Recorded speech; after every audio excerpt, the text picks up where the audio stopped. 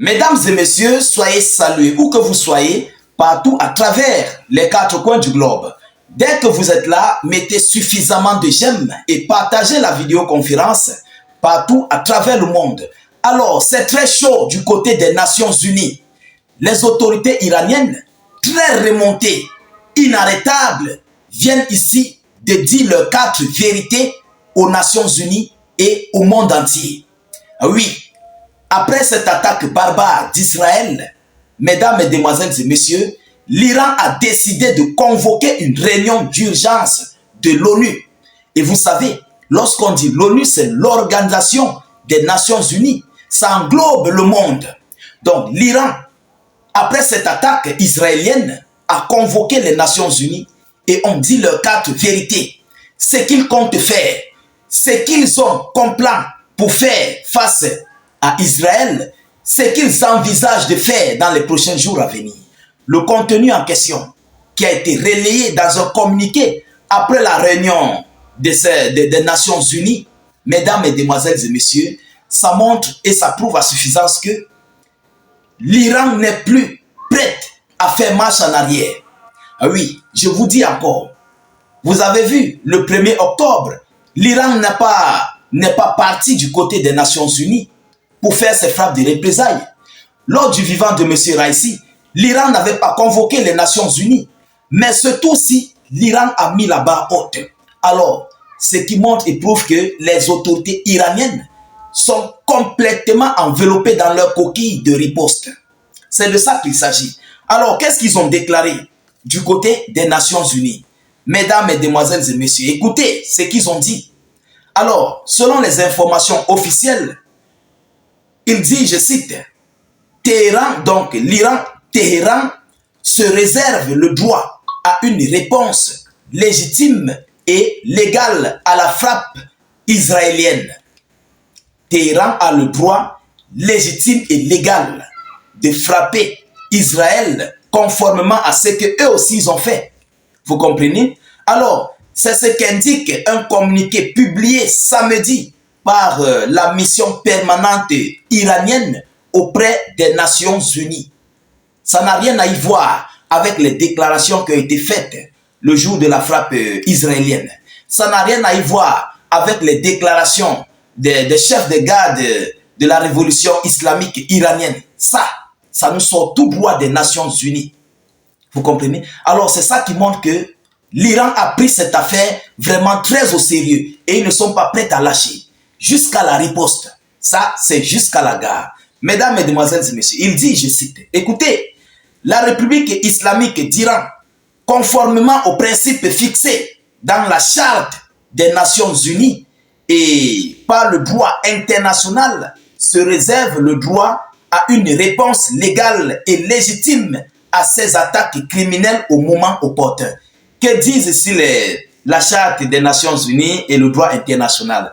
Lorsqu'un pays est agressé, le pays agressé a le droit de répliquer comme, selon lui, de laisser. Ça dépend. Oui, le droit international, la charte des Nations Unies, tout ça, c'est ce que ça dit. Si un pays est agressé, il a le droit de se défendre. Alors, c'est pourquoi les autorités iraniennes disent quoi?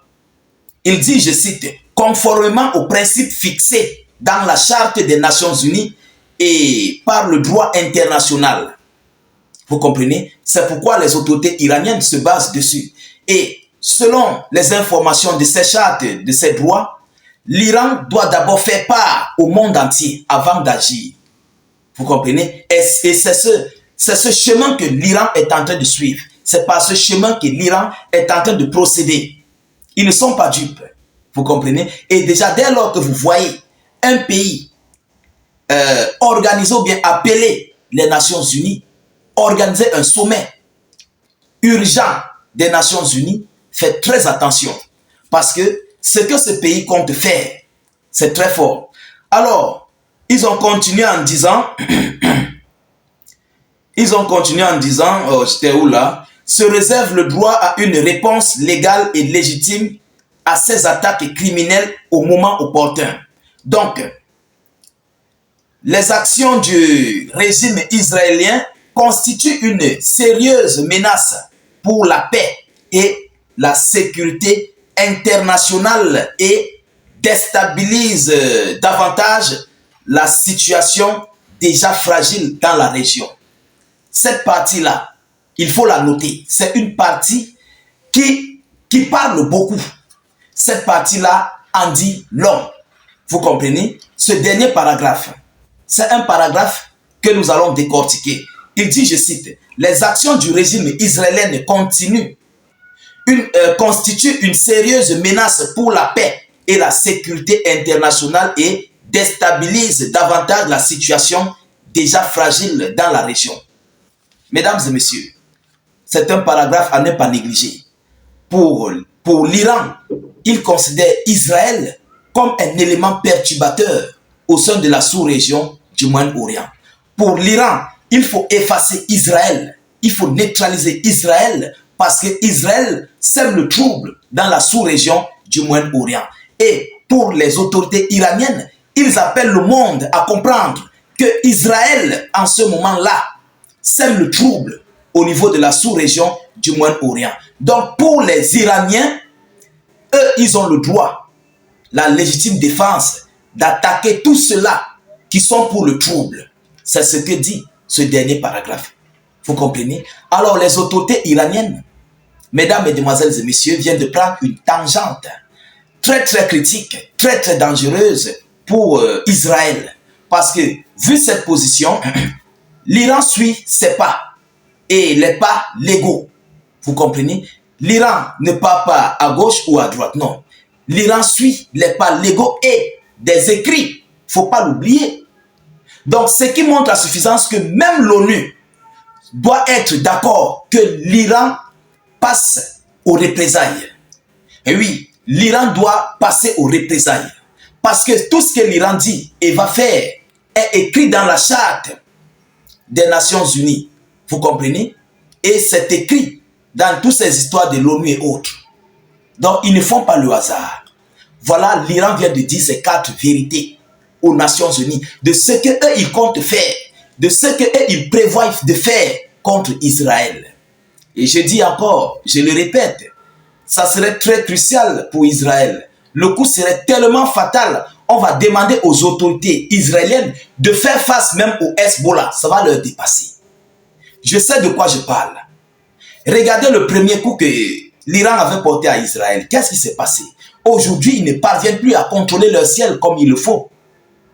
Combien de fois avec ce qu'ils viennent de faire, l'Iran va se venger, mais de la plus belle des manières, de la plus forte des façons que Israël n'a jamais vu, n'a jamais connu depuis son existence. Vous comprenez? On ne va pas parler de 200 missiles, on ne va pas parler de 300. Ça serait au maximum ou bien au minimum. Ça serait au moins 800 en montant. Parce que l'Iran aura ici un devoir, d'abord, premièrement, de donner de l'avantage aux outils du Yémen, de donner de l'avantage au Hezbollah et de donner de l'avantage au Hamas de la Palestine. Qu'est-ce qu'ils vont faire? Il faut porter des coups durs sur Israël en ce moment-là. Parce que lorsque l'Iran va frapper, ensuite, ils vont venir se reposer, ils vont se replier en fait. Et c'est ça qui va porter un coup dur et ça va permettre aux autres, au Hezbollah, aux outils du Yémen et aux autres, de frapper, de continuer de frapper sur Israël.